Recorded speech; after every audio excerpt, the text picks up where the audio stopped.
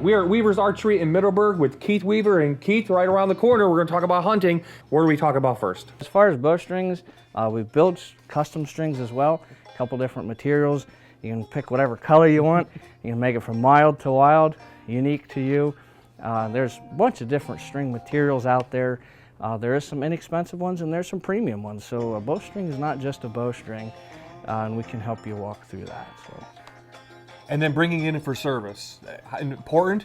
I mean, because you just inspected it. If it needs something, you bring it right here to Weaver's and you can do everything. Absolutely. You know, a good time of year to do it is between January and June. It's usually not quite as busy. It's right after hunting season, right before hunting season. There's people that do that, you know, once a year. That's a good idea. It's not a bad idea because, you know, stuff can happen out there in the hunting woods. Is it too late? We're in August. Is it too late? No, not at all. Not at all. We got still about a month and a half or so prior to hunting season.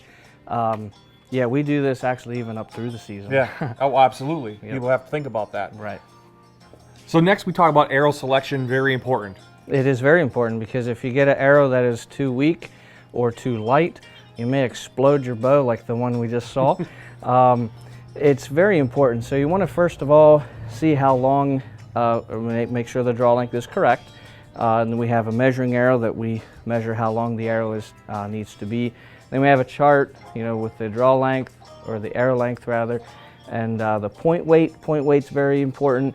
The cam system, and then there's a chart here that, you know, the manufacturers have, you know, suggested, and you want to fall in there because that's very important. You can have maybe a correct weight arrow, but yet it's not stiff enough.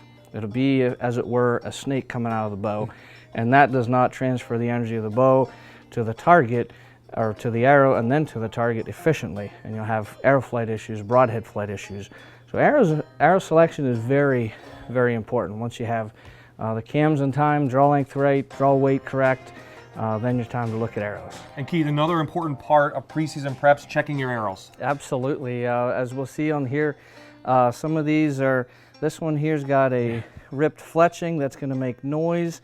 This one here, it's got a part here from being hit by another arrow. That can fly apart, causing some bad things. Again, a ripped nock and ripped fletching, busted nock. This one here got hit to the point where the end of the arrow actually needs to be trimmed down before a new nock is installed. So we do a lot of refletching, you know, something like this. The arrow is fine. We just need to put a new nock in, cut the vanes off, stick new fletchings on. We do that a lot.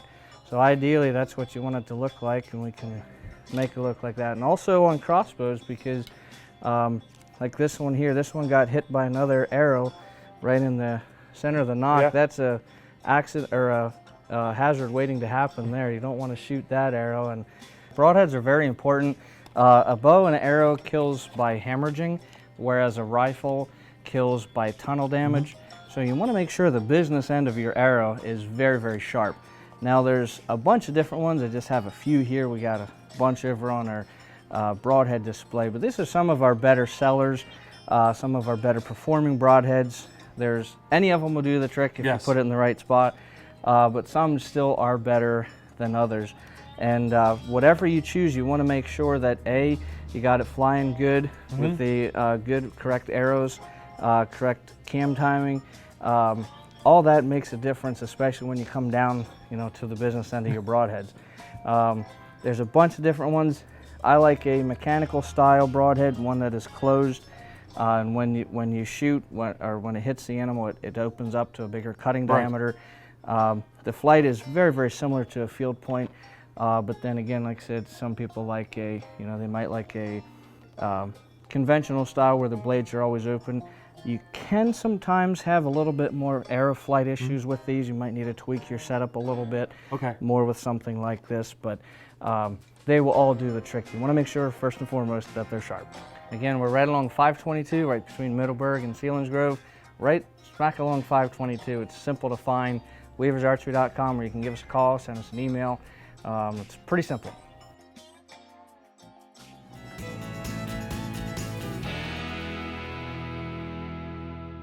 We are back at Sicklers Bike and Sports Shop, Clark Summit location right now with David Tamarans. And David, we're going to go around the store, take a look at some bikes today. We're going to start out with mountain bikes. What kind of mountain bikes do you offer here?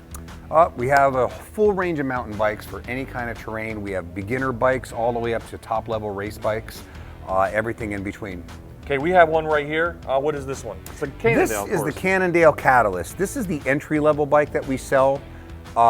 It really covers all the bases. It has 21 speeds. It has a cable disc brake, a front suspension.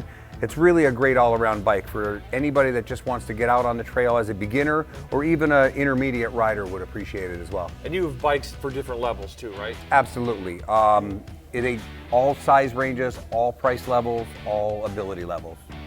One of the great things we have here at Sicklers is the full women's line by Live Bicycles.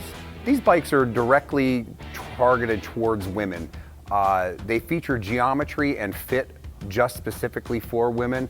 They also offer a little bit softer graphics than some of the other bikes we sell. Giant is the only major brand completely committed to women's cycling. They have a full range of bikes all the way from children's bikes to women's race bikes, whether it be mountain, road, gravel, or anything like that. One of the biggest increases that we've seen so far to date is gravel grinding. It's basically a road bike that offers a little bit more relaxed geometry. You're able to put a little bit thicker tire on it, and you can go the long distance off-road. Dirt roads, gravel paths, anywhere there isn't really a lot of traffic seems to get more popular. Right here we have a Salsa Warbird. It's the most popular gravel bike that we have. Very, very comfortable ride. It's fast on the road. It's smooth off-road. The thicker tire that you get on there offers a more supple ride than the thinner road bike tires. That type of handlebar offers a variety of hand positions. Rather than a mountain bike, you only have one hand position. And when you're doing a longer ride, 30, 40 miles, you want to be able to adjust your hands. It makes it a little bit more comfortable. Another popular bike that we sell here at Sicklers is the Plus bike. It's generally a mountain bike with a 3-inch tire. They come 2.8 to 3 inches. The tire itself conforms to the trail a little bit better, so when you're going over rocks and roots, it really, really smooths out the trail and gives you a lot of grip. Right here we have a Salsa Pony Rustler. It's part of our demo fleet. These bikes here will give you an experience that you definitely could not get on a general mountain bike. They're great in the snow, they're great on loose soil, they're great on hard pack surfaces. I haven't really experienced a ride or a terrain that these bikes don't really perform well on. And finally, David, you do offer a lot of accessories here, including helmets and shirts and sunglasses and stuff like that. Mm-hmm. Absolutely. We also carry seat bags, CO2s, tire levers, mirrors, any kind of accessory you could think that you would need on your bike we have. How can people find out about Sicklers Bike? You can get us on the web at sicklerbikes.com or on Facebook.